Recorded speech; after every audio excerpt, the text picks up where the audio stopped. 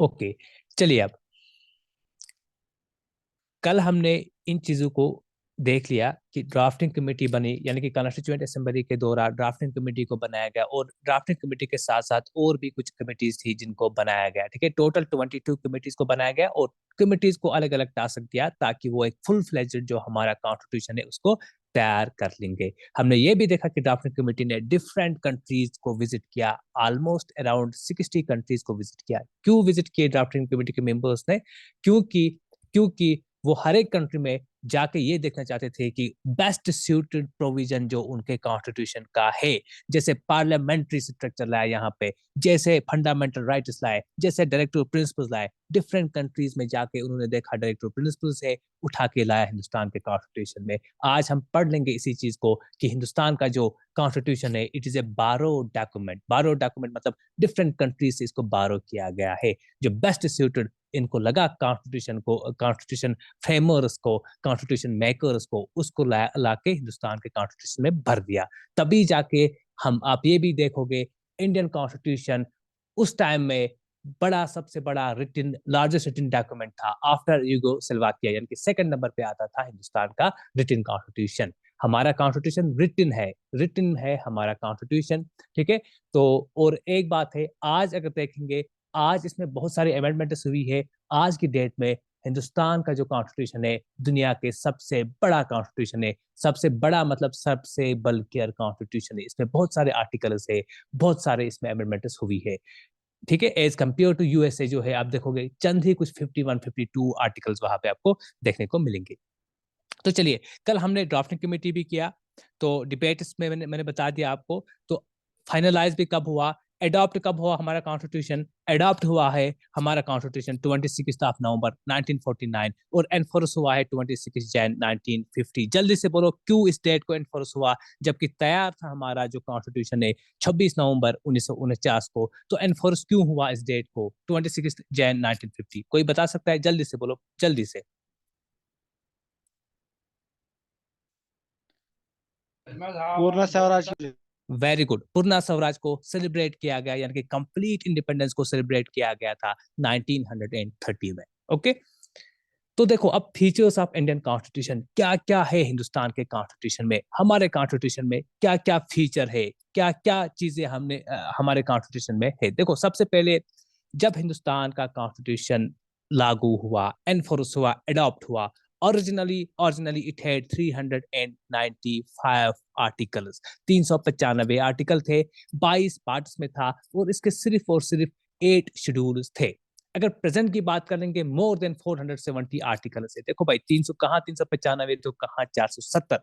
ये आर्टिकल्स क्यों ऐड हुए हैं? अमेंडमेंट की वजह से ऐड हुए हैं। अमेंडमेंट कैसे होती है, आगे आने वाले लेक्चर्स में हम पढ़ लेंगे किस तरह से हमारा पार्लियामेंट हमारे आर्टिकल्स को अमेंड कर सकता है। ठीक है, तो 470 आर्टिकल्स के अबो है इस वक्त।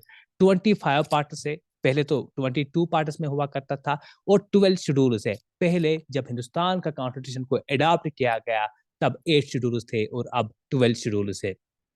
इसमें और एक सेकंड फीचर की बात कर लेंगे, ऊपर ऊपर से भी पढ़ाऊंगा इस वक्त, क्योंकि आगे जाके हमने इनको डिटेल में यही चीजें पढ़नी है। Blend of rigidity and flexibility. देखो क्या होता है, दो चीजें होती है, एक होता है रिजिड स्ट्रक्चर, दूसरा होता है फ्लेक्सिबल स्ट्रक्चर। हिंदुस्तान के कॉन्स्टिट्यूशन में, हमारे कॉन्स्टिट्यूशन में, ध्यान रखना, ठीक है, एडमिट, चलो ध्यान रखना इस चीज को, हमारा कॉन्स्टिट्यूशन जो है it is rigid as well as flexible. आप बोलोगे सर दो चीजें एक साथ कैसे हो सकती है? देखो मैं समझाता हूँ आपको। रिजिड मतलब कि हम इसको कोई भी चेंज नहीं कर सकते हैं, जो कॉन्स्टिट्यूशन में लिखा हुआ है वैसा का वैसा रहेगा, इसको कोई भी बंदा चेंज नहीं कर सकता है, इवन पार्लियामेंट इसको चेंज नहीं कर सकता है। फ्लेक्सिबल हुआ, फ्लेक्सिबल का मीनिंग हुआ कि इसको हम चेंजेस कर सकते हैं। सिंपल अगर कॉन्स्टिट्यूशन की भाषा में मैं बोलूंगा, अमेंडमेंट्स कर सकते हैं। ठीक है, जहां पे हम अमेंडमेंट कर सकते हैं उसको हम फ्लेक्सिबल कॉन्स्टिट्यूशन बोलते हैं, जहां पे कोई अमेंडमेंट नहीं कर सकते हैं उसको हम रिजिड कॉन्स्टिट्यूशन बोलते हैं। देखो हिंदुस्तान के इस आइन में, हमारे इस आइन में दोनों फीचर है, रिजिड।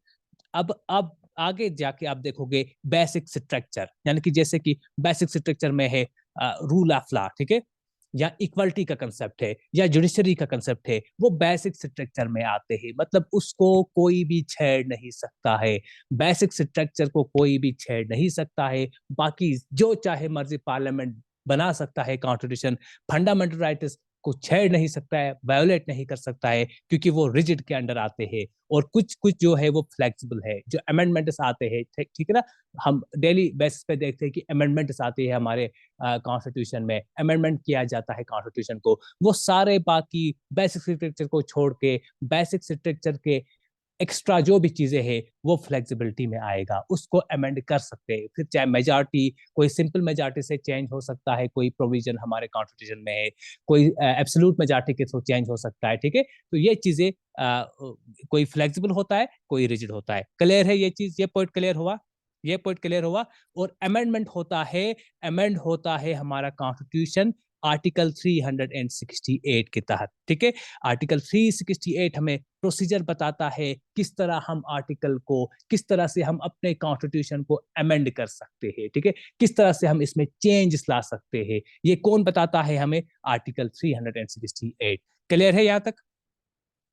उसके बाद देखो, उसके बाद हमारे कॉन्स्टिट्यूशन में एक चीज है फेडरल, एक चीज है फेडरल, मेंशन कहीं पे नहीं है, but it is rather union of states, ठीक है। आगे जाके वो क्लियर होगा, लेकिन फिलहाल मैं आपको यहाँ पे फेडरल कंसेप्ट समझा दूंगा।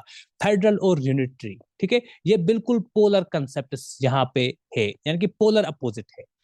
फेडरल का अपोजिट है यूनिटरी, इसी तरह रिजिड का अपोजिट है फ्लेक्सिबल। तो आपने देखा हमारे कॉन्स्टिट्यूशन में दोनों है, जहां पे रिजिड है वहां पे फ्लेक्सिबिलिटी भी है, कहीं कहीं पे हम इनको चेंज कर सकते हैं। ओके, एक सेकंड दीजिए आप मुझे प्लीज।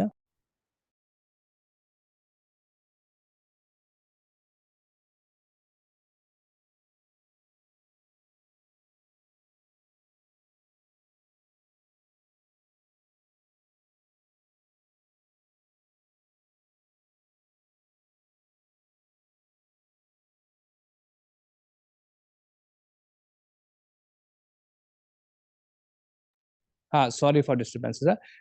आवाज मेरी क्लियर है? Yes sir. Yes sir. समझ आया यहाँ तक? Yes sir. टॉपिक इंटरेस्टिंग लगेगा आपको, with the passage of time आपको बड़ा इंटरेस्ट आएगा इंडियन पॉलिटी में। तो चलिए हम आगे देख लेंगे, ठीक है। कहाँ पहुंचे थे हम?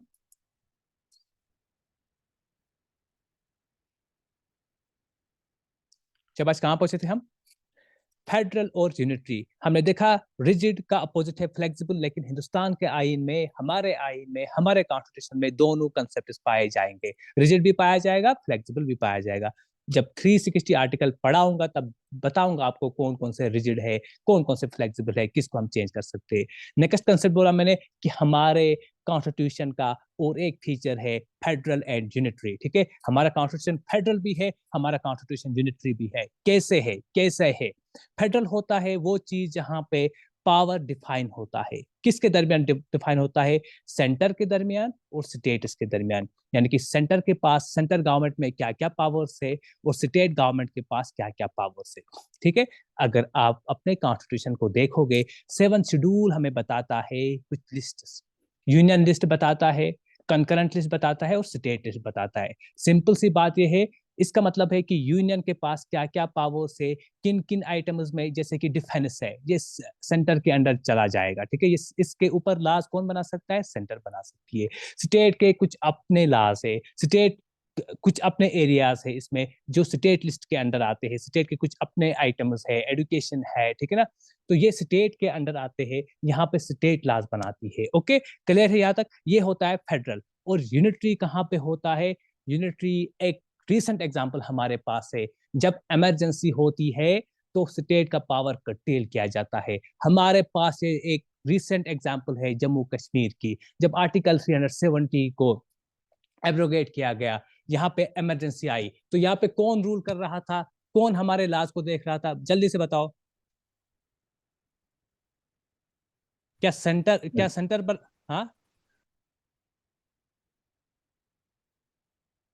यूनिटरी। तो यहाँ पे एलजी के अंडर सारी एडमिनिस्ट्रेशन चली गई, सारे लॉज एलजी देख रहा था, और एलजी जो एजेंट था, he was the agent of centre. यानी कि जब इमरजेंसी लगती है तो फेडरल सिस्टम नहीं रहता है, तब यूनिटरी सिस्टम आ जाता है हिंदुस्तान में। बाकी में जहाँ पे देखो कहीं पे प्योर फेडरलिज्म है, वहां पर इस यूनिटी का कंसेप्ट नहीं होता है। स्टेट की जो मर्जी लाज बनाते हैं, सेंटर की जो मर्जी लाज बनाते हैं, इमरजेंसी नहीं लगती है वहां पे। क्लियर है? यहाँ तक चीजें क्लियर है? बट इनको लगा, कॉन्स्टिट्यूशन फ्रेमर्स को, कॉन्स्टिट्यूशन मेकर्स को लगा कि हिंदुस्तान में दोनों चीजों की जरूरत है।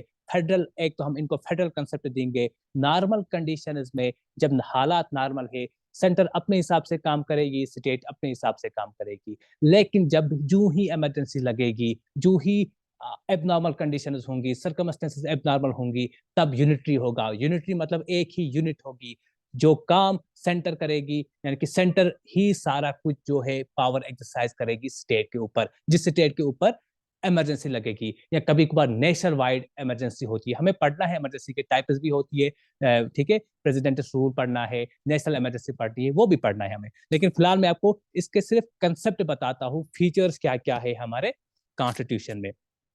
तो ये देखा हमने कि किस तरह से फेडरल और यूनिटरी फीचर्स हमारे कॉन्स्टिट्यूशन में है। उसके बाद बारोड डॉक्यूमेंट है। बारोड डॉक्यूमेंट मैंने आपको, और नीचे भी हम देख लेंगे कहाँ से किस प्रोविजन को लाया गया। बारोड डॉक्यूमेंट मतलब कि यूके से पार्लियामेंट्री सिस्टम, वो मैंने नीचे भी बता दूंगा, ठीक है। इस चीज को मैं नीचे लास्ट पे डिस्कस कर लूंगा, एक बड़ा मैंने इसको नोट बनाया है नीचे। उसके बाद कुछ चैलेंजेस थे, इंपॉर्टेंट नहीं, इसको स्किप कर सकते हो आप लोग, बट मैंने रखा है नोट्स में आप लोगों के, ताकि एक नजर भी मार सकते हो, क्वेश्चन यहाँ से भी आ सकते हैं। हालांकि है कम चांसेस, बट स्किप नहीं कर सकती हम। तो कंट्रीब्यूशन ऑफ की पर्सनालिटी, जैसे कि हमने बी आर अम्बेडकर देखा, doctor B R Ambedkar chairman है ड्राफ्टिंग कमेटी का, कल ही हमने बता दिया, ठीक है।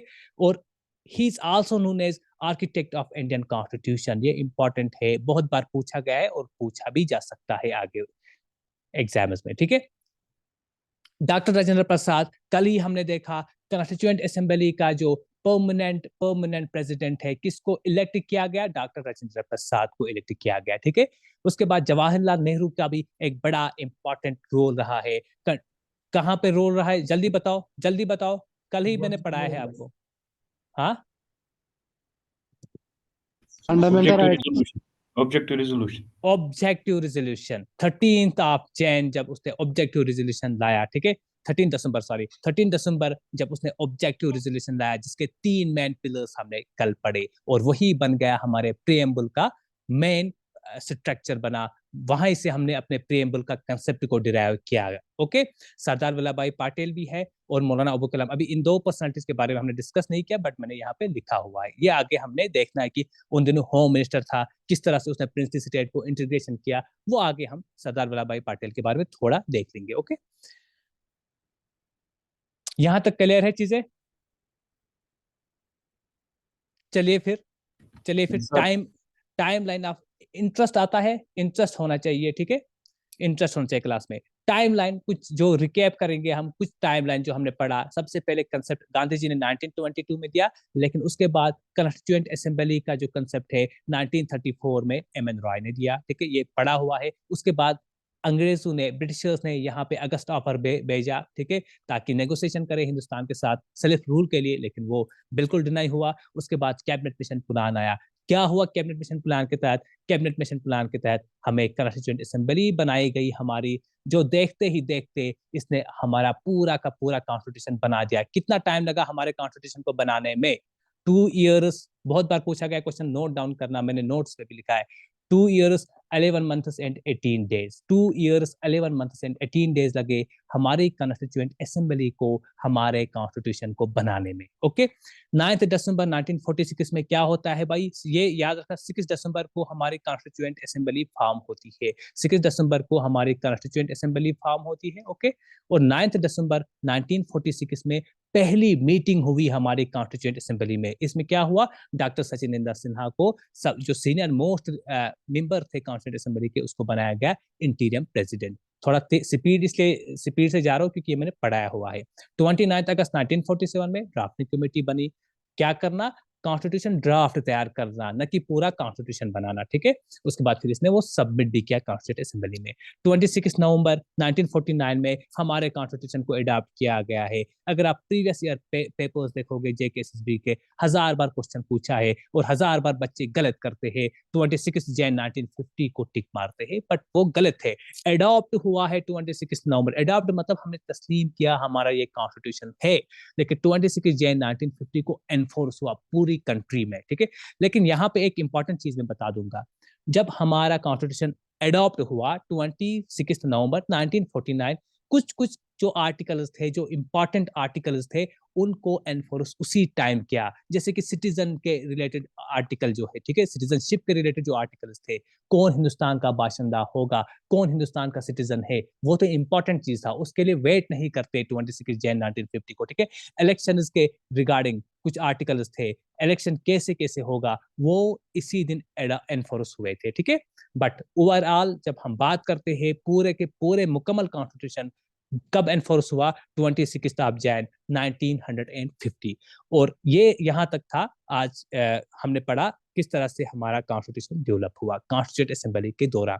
अब इंपॉर्टेंट टॉपिक पढ़ाने जा रहा हूँ, हर एक को इंटरेस्ट आएगा इस पे, और सिर्फ यहाँ पे ही आपका कंसंट्रेशन होना चाहिए।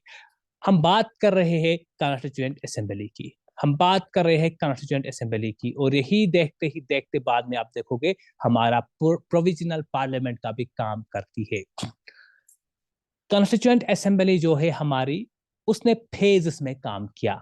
किस तरह से काम किया, देखो, सबसे पहले जब ये 1946 में बनी, क्या हिंदुस्तान आजाद हुआ था? नहीं हुआ था। उसका मतलब जब कॉन्स्टिट्यूएंट असेंबली बनी, हम आजाद नहीं थे। ये बनी किसके अंडर? ये बनी कैबिनेट मिशन प्लान के अंडर। तो इसकी लिमिट्स किसने सेट किया? इसकी लिमिट्स ब्रिटिशर्स ने सेट किया थ्रू कैबिनेट मिशन प्लान। यानी कि कॉन्स्टिट्यूएंट असेंबली ने काम किया under the limitations of the cabinet mission plan 1947 तक। ये बात याद रखना, ठीक है। 1947 तक इसने काम किया किसके अंडर? रादर मैं इसको 3 फेजेस में ही डिवाइड यहाँ पे आपको समझा दूंगा। नोट्स में मैंने 4 फेजेस लिखे हुए हैं आगे, फिर उसका पोस्ट ये एडॉप्शन के बाद भी कुछ फेज आएगा, लेकिन यहाँ पे इंपॉर्टेंट जो 3 फेज है वो मैं आपको समझा दूंगा। देखो, 1946 में कब तक? 1946 से लेके कब बनी थी? 6 दिसंबर 1946, फर्स्ट फेज कॉन्स्टिट्यूंट असेंबली का हमारा 6 दिसंबर 1946 से लेके, यहाँ पे अच्छे से लिखूंगा मैं, फर्स्ट फेज 6 दिसंबर 1946 से लेके कब तक होगा ये फेज? कब तक कोई बता सकता है? जल्दी बताओ। 14 अगस्त 1947। क्यों 14 अगस्त 1947? क्योंकि 15 अगस्त ब्रिटिशर्स हमारे मुल्क से निकलते हैं, उनकी यहाँ से जो उनका इन्फ्लुएंस है वो निकल जाता है, तब हमारी कॉन्स्टिट्यूएंट असेंबली कुछ और रूप इख्तियार कर लेगी। फिलहाल यहाँ तक इस फेज में, जो फर्स्ट फेज है, इस फेज में हमारी कॉन्स्टिट्यूएंट असेंबली जो है वो किसके अंडर काम करेगी? Under the limitations. यानी कि किसने सेट किया था इसकी limitations? Under the limitations of cabinet mission plan के अंडर काम किया। क्या इस फेज में हमारी हमारी कॉन्स्टिट्यूंट असेंबली सॉवरेन बॉडी थी? सॉवरेन मतलब होता है कि कोई बैरूनी, कोई एक्सटर्नल इंटरफेरेंस नहीं होना चाहिए। नहीं भाई, कैबिनेट मिशन का इंटरफेरेंस था, मेन इंटरफेरेंस था, तो it was not a sovereign body. कब? 1946 से लेके 1947, 14 अगस्त 1947 तक हमारे जो कॉन्स्टिट्यूएंट असेंबली थी, ये सोवरेन बॉडी नहीं थी। ओके, इसने काम किया है under the limitations of cabinet mission plan. लेकिन जब सेकंड फेज में हम इंटर हो जाएंगे, याद रखना, सेकंड फेज में इंटर हो जाएंगे, होते ही हिंदुस्तान आजाद हुआ 15 अगस्त 1947। और कब तक कोई अपना आइडिया लगा सकता है? 26 नवंबर 1949। क्यों? क्योंकि एडॉप्ट हुआ हमारा कॉन्स्टिट्यूशन।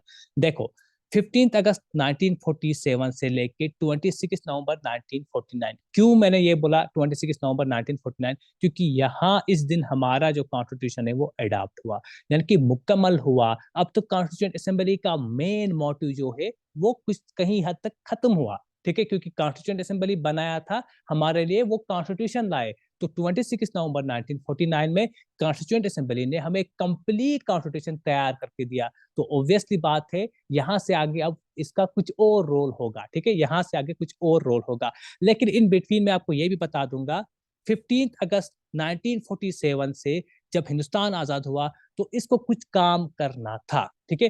कॉन्स्टिट्यूएंट असेंबली को कुछ लॉज लाने थे, कुछ रेगुलेशंस लानी थी, क्योंकि एक कंट्री को रन करना है। क्योंकि अब तो कैबिनेट मिशन प्लान के रूल्स नहीं चलेंगे भाई, अब तो ब्रिटिशर्स के लॉज नहीं चलेंगे, अब किसके लॉज चलेंगे? अब हमारे अपने लॉज चलेंगे। तो यहाँ वो लॉज कौन बनाता है? हमारे कंट्री में लॉ कौन बनाता है? जल्दी बताओ, जल्दी से बताओ please. Parliament. Very very good, parliament बनाता है। तो अब ये काम करेगी पार्लियामेंट का, लेकिन फुल पार्लियामेंट नहीं, प्रोविजनल पार्लियामेंट का। तो देखो इस फेज में क्या था, जो ही इस फेज में हम इंटर हुए, एक तो इसने काम किया कॉन्स्टिट्यूएंट असेंबली का, मतलब काम क्या किया, कॉन्स्टिट्यूशन बनाने का। इसमें भी कॉन्स्टिट्यूएंट असेंबली का इसका काम है, ठीक है। इसमें भी कॉन्स्टिट्यूएंट असेंबली का काम इसने अपनाया। कॉन्स्टिट्यूएंट असेंबली मतलब कॉन्स्टिट्यूशन बनाने का, फर्स्ट फेज में भी, सेकंड फेज में भी, क्योंकि सेकंड फेज में ये कंप्लीट हुआ 26 नवंबर में कॉन्स्टिट्यूएंट असेंबली का काम कंप्लीट होता है। एक तो ये किया, और दूसरा क्या, ये सोवरेन बॉडी थी? जल्दी से बताओ, क्या ये सोवरेन बॉडी रही? जल्दी से बताओ, अब ये सोवरेन बॉडी बनी या नहीं?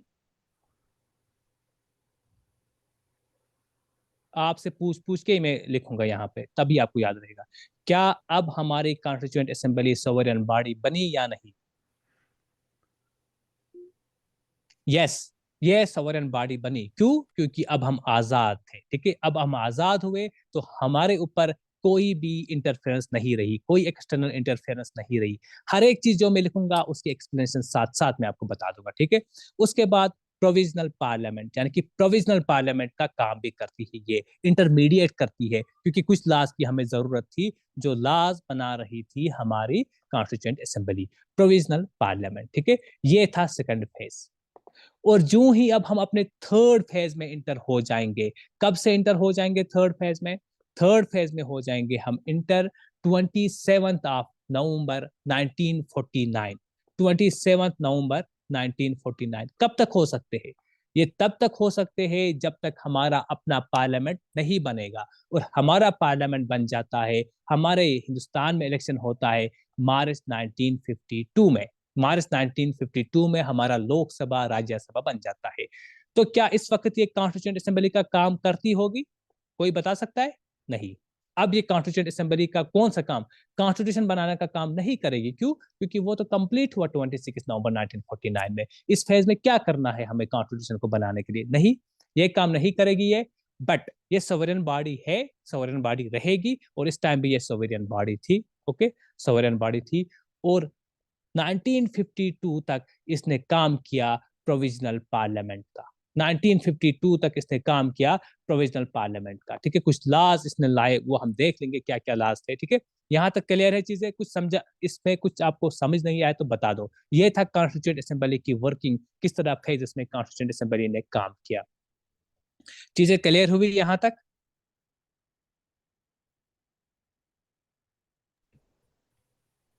सर। ओके, चलो फिर हम आगे चलते हैं। ओके, यहाँ पे मैंने रादर इसको 4 फेज, लेकिन एक ब्रॉड व्यू में मैंने आपको इनके 3 फेजेस बता दिए किस तरह से इसने काम किया। ओके, आप नोट से भी इन चीजों को देख सकते हो। अब देखो, क्योंकि मैंने बता दिया इसने प्रोविजनल पार्लियामेंट का काम किया, आप बोलोगे सर क्या काम किया प्रोविजनल पार्लियामेंट का, क्या क्या किस कैपेसिटी में हम बोलेंगे कि इसने प्रोविजनल पार्लियामेंट का काम किया? अगर आप देखोगे 15 अगस्त के बाद constituent assembly also serve as a provisional parliament until the general election were held. और मैंने बता दिया मार्च 1952 में हमारे लोकसभा राज्यसभा बने, ठीक है। Legislative body is passed, it passed laws necessary for governance during the transitional period। यानी कि ये एक ट्रांजिशनल पीरियड रहा 1947 से लेके 1952 तक। जब तक हमारा अपना पार्लियामेंट बनता है तब तक एक ट्रांजिशनल पीरियड रहा, इंटरमीडिएट पीरियड रहा। और इसमें जो हमें गवर्नेंस के लाज चाहिए था वो बनाया हमारी कॉन्स्टिट्यूएंट असेंबली ने, ठीक है। और नीचे भी मैं आपको बता दूंगा किस तरह से इसने रेटिफाई किया, किस तरह से इसने हमारे नेशनल एंथम को हमारा नेशनल एंथम अडॉप्ट किया, नेशनल सॉन्ग को अडॉप्ट किया। वो कौन करता? पार्लियामेंट करता, लेकिन तब पार्लियामेंट नहीं था, तब कॉन्स्टिट्यूएंट असेंबली ने किया, ठीक है। तो चलिए इसने framing of laws for partition के लिए भी इसने लॉज जो है वो फ्रेम किए कॉन्स्टिट्यूंट असेंबली में, ठीक है। रेक्टिफिकेशन ऑफ इंटरनेशनल एग्रीमेंट, देखो इसने क्या किया, इंपॉर्टेंट है, इसने India's membership in the Commonwealth of Nations and the United Nations, ठीक है, इसने रेटिफाई किया हिंदुस्तान की मेंबरशिप को कॉमनवेल्थ नेशंस में, ओके। उसके बाद जो मैंने आपको बता दिया सरदार वल्लभ भाई पटेल का इंटीग्रेशन ऑफ प्रिंसली स्टेट्स, ठीक है, सरदार वल्लभ भाई पटेल होम मिनिस्टर थे उन दिनों के, ठीक है, तो इंटीग्रेट हुए प्रिंसली स्टेट्स को, इंटीग्रेशन किया उनकी।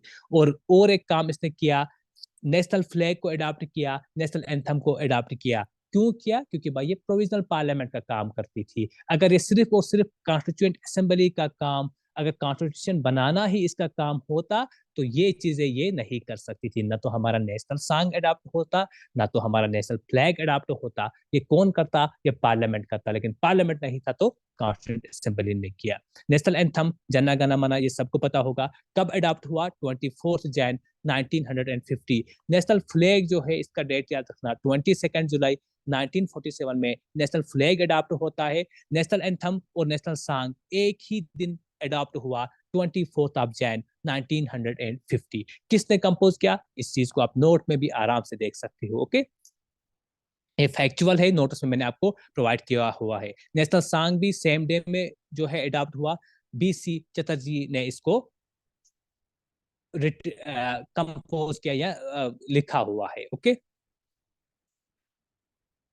उसके बाद जो इंडिया नाम है, दैट इज भारत। अगर हिंदुस्तान के कॉन्स्टिट्यूशन में आप देखोगे ना, न कहीं पे पूरा हिंदुस्तान लिखा है, न कहीं पे इंडिया लिखा गया है, न कहीं पे पूरा भारत लिखा गया है। इसको सिर्फ और सिर्फ पढ़ा जाता है, ये टेक्निकलिटीज है, इसको टेक्निकल टर्म में आपको पढ़ना पड़ेगा। हिंदुस्तान के कॉन्स्टिट्यूशन में लिखा है India that is Bharat, Hindustan का पूरा नाम है इंडिया दैट इज भारत। तभी आप देखोगे पार्लियामेंट में शोर उठा कि इसका नाम भारत रखेंगे, इंडिया हटाएंगे, हिंदुस्तान हटाएंगे, लेकिन इसका कंप्लीट नाम है इंडिया दैट इज भारत। और ये किसने रिकॉग्नाइज किया? तब हमारी कॉन्स्टिट्यूएंट असेंबली ने।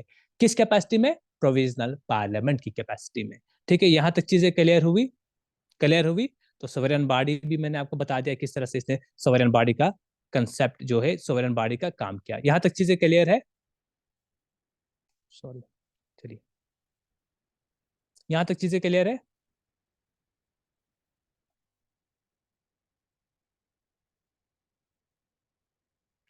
अब देखो, मैंने आपको बता दिया इंडियन कॉन्स्टिट्यूशन जो है ये एक बारो डॉक्यूमेंट है, ठीक है। बारो डॉक्यूमेंट मतलब इसको डिफरेंट कंट्रीज से हमने लाया हुआ है, डिफरेंट कंट्रीज से हमने लाया हुआ है, और डिफरेंट प्रोविजंस हमने डिफरेंट डिफरेंट कंट्रीज से लाया है। अगर बात कर लेंगे, हमारे कॉन्स्टिट्यूशन में है पार्लियामेंट्री सिस्टम। पार्लियामेंट्री सिस्टम मतलब बाई कैमरल लेजिस्लेचर भी है। फिलहाल पार्लियामेंट्री सिस्टम है कि यहाँ पे पार्लियामेंट जो है काम कर रहा है, ठीक है। पार्लियामेंट में लोकसभा राज्यसभा है, बाई कैमरल लेजिस्लेचर है। ये कहाँ से लाया? ये ब्रिटिश कॉन्स्टिट्यूशन से। जब हमारे कॉन्स्टिट्यूशन मेकर्स गए, खासकर ड्राफ्टिंग कमेटी के मेंबर्स वहां पहुंचे, पार्लियामेंट्री सिस्टम को उठा लिया। रूल ऑफ लॉ को भी कहां से लाया? ब्रिटिश गवर्नमेंट से, ब्रिटिश कॉन्स्टिट्यूशन से। सिंगल सिटीजनशिप, हमारे पास सिंगल सिटीजनशिप है, कहीं कंट्रीज पे ड्यूअल सिटीजनशिप होती है, ठीक है। रिटिस जो आर्टिकल 32 में हम पढ़ लेंगे, 5 टाइप्स ऑफ रिटिस जो हमें प्रोवाइड करता है, जो एनफोर्सेबल होती है, जिसके थ्रू हम फंडामेंटल राइट्स को एनफोर्स करते हैं कोर्ट्स के थ्रू, वो भी प्रोवाइड करता है ब्रिटिश कॉन्स्टिट्यूशन। कहाँ पे? ब्रिटेन में उन लोगों को, ठीक है। और वो लोग जो है हमारे जो कॉन्स्टिट्यूशन मेकर से, ब्रिटिश से इस प्रोविजन को भी लाके हमारे कॉन्स्टिट्यूशन में डाल दिया।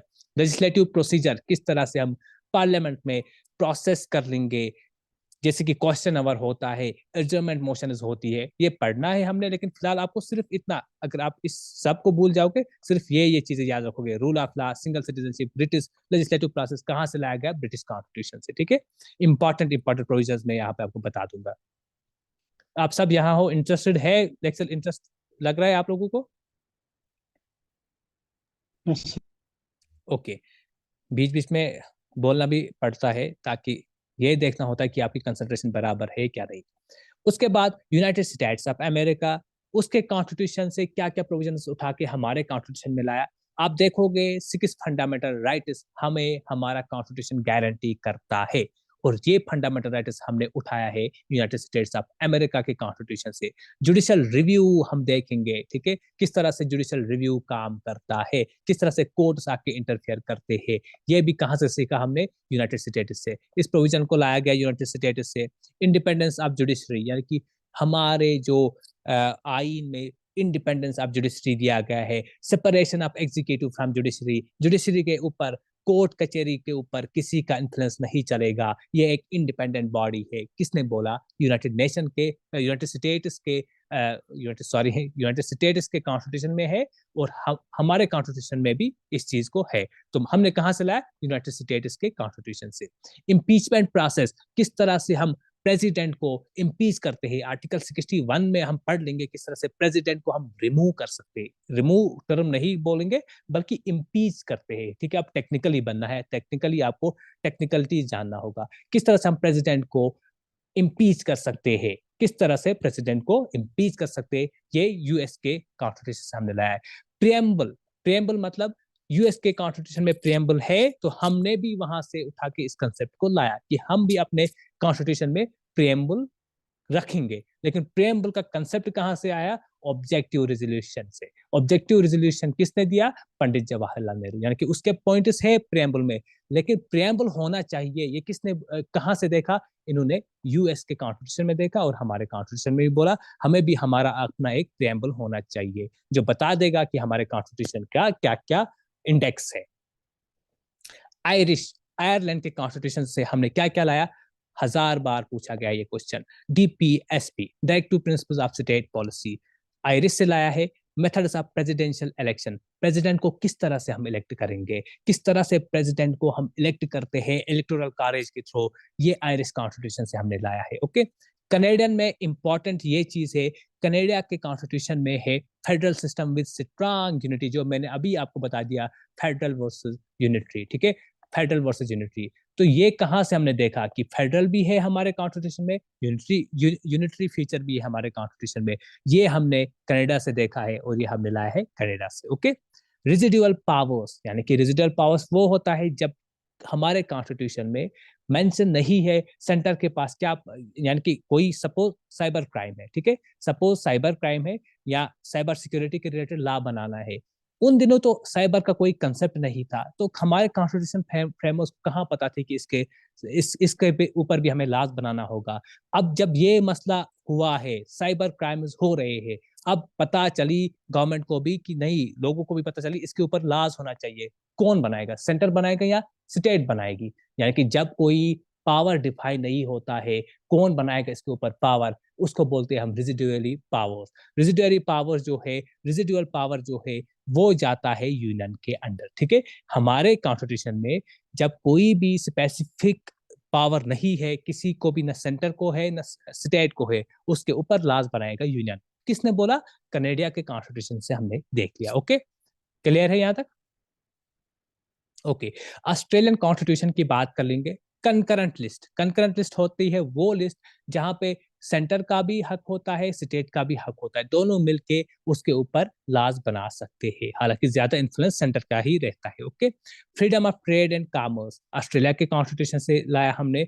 जॉइंट सिटिंग ऑफ पार्लियामेंट, ये भी एक मैकेनिज्म होता है जब डेडलॉक होता है, ये सब चीजें हमने पढ़नी है, किस तरह से जॉइंट सिटिंग होगी पार्लियामेंट की, जब डेडलॉक कोई होता है तो पार्लियामेंट जॉइंट सिट करता है, ठीक है। तो ये भी हमने ऑस्ट्रेलिया के कॉन्स्टिट्यूशन से लाया है। और अगर मैं आपको बोलूं main source of Indian constitution, question आता है main source of Indian constitution, almost 50% से भी ज्यादा जो कंट्रीब्यूशन रहा है वो हमारा अपना गवर्नमेंट ऑफ इंडिया एक्ट 1935 का रहा है। एडमिनिस्ट्रेटिव फ्रेमवर्क लाया हमने, पब्लिक सर्विस कमीशन लाया हमने, प्रोविंशनल ऑटोनॉमी लाई हमने, ये सारा कुछ गवर्नमेंट ऑफ इंडिया एक्ट ने दिया था हमें, और यही चीज हमने आगे भी आज भी हम देख रहे हैं, किस तरह से हम एडमिनिस्ट्रेटिव फ्रेमवर्क होगा, हमारा पब्लिक सर्विस कमीशन होंगे, प्रोविंशियल ऑटोनॉमी होगी, ये गवर्नमेंट ऑफ इंडिया एक्ट से सीखा और वहां से ही हमने इसको कॉपी किया। क्लियर है चीजें? यहां तक चीजें क्लियर हुई? अब जाएंगे साउथ अफ्रीकन कॉन्स्टिट्यूशन में। अमेंडमेंट करना है पार्लियामेंट को, अमेंडिंग प्रोसीजर हमने सीखा है साउथ अफ्रीकन से, यहां से ही लाया है हमने, साउथ अफ्रीका से लाया है हमने। ओके, यूएसएसआर से एक इंपॉर्टेंट चीज लाई है हमने, ये तो खैर ये तो इसको छोड़ दो, ठीक है, अब तो ये है नहीं। यूएसएसआर से हमने लाई है फंडामेंटल ड्यूटीज, फंडामेंटल ड्यूटीज हमने यूएसएसआर से लाई है। ओके, फ्रेंच कॉन्स्टिट्यूशन ने हमने रिपब्लिकन आइडियल्स लाए हैं, ठीक है, लिबर्टी, इक्वालिटी, फ्रेटर्निटी को इंक्लूड किया है हमने अपने प्रियम्बल में, वो भी हमने सीखा है फ्रेंच कॉन्स्टिट्यूशन से, यानी कि फ्रेंच कॉन्स्टिट्यूशन हमने बारो किया है। इमरजेंसी प्रोविजंस, वीमार ऑफ वीमार, यानी कि जर्मनी के कॉन्स्टिट्यूशन को बोला जाता है वीमार कॉन्स्टिट्यूशन। ओके, नाम है इसका वीमार कॉन्स्टिट्यूशन। आप सीधा बोल सकते हो जर्मनी से हमने इमरजेंसी पावर्स कहाँ से लाए हैं, जर्मनी से लाए हैं। इमरजेंसी पावर्स के दौरान हमारे फंडामेंटल राइट्स, हमारे कुछ राइट्स सस्पेंड होते हैं, कि कहाँ से सीखा है, जर्मनी से। ओके, जापानीज का सीखना तो अब ये गलत बात होगी, लेकिन बारो कहाँ से किया है, ठीक है, जापानीज कॉन्स्टिट्यूशन से हमने लाया है procedure for law making. Okay, तो यहां तक चीजें क्लियर हुई आप लोगों को, कोई चीज रिपीट तो नहीं करनी।